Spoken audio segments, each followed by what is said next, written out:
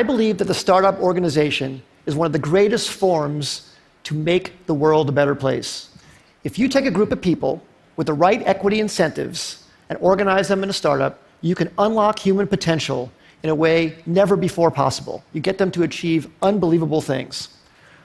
But if the startup organization is so great, why do so many fail? That's what I wanted to find out. I wanted to find out what actually matters most for startup success.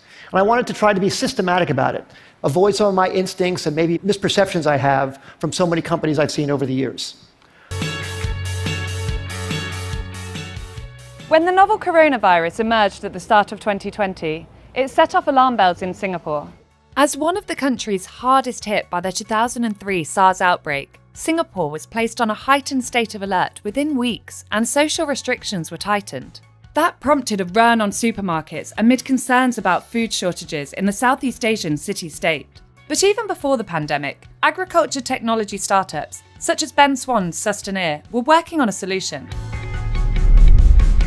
Sustenir's vision is to actually grow a more resilient future. What we do is we grow incredible products that not only taste better than conventional farming, but it's actually 100% clean, free of pesticides, and it's actually more nutritious as well. The ex-engineer launched his vertical farming startup in Singapore in 2013 to address food scarcity issues with a more sustainable approach to mass agriculture. But the pandemic has put those concerns directly under the microscope, says Ben. A lot of Singaporeans became a lot more aware about where their produce is coming from, a lot more concerned about the safety of their products. I think for the Singapore government, it was very much about the food resilient system that they've built, relying on neighbouring countries, but when the border shut down, what do we do? So there's a big focus now on how do we get our productivity up. Food security is a rising concern for countries as weather pattern changes disrupt crops, while a growing global population adds stress to food supply chains. Today, less than 10% of Singapore's nutritional needs are produced in the land-scarce country, which is smaller than New York City.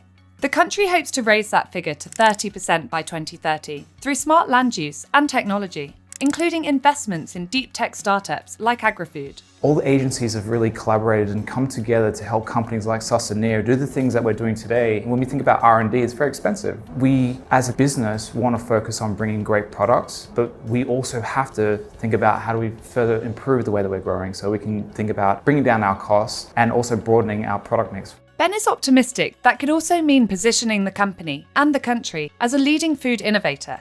Because our system can literally retrofit into any building in the world, we do want to be eventually in every major city across the world. Maybe even one day we could consider exporting certain produce into our neighbouring countries.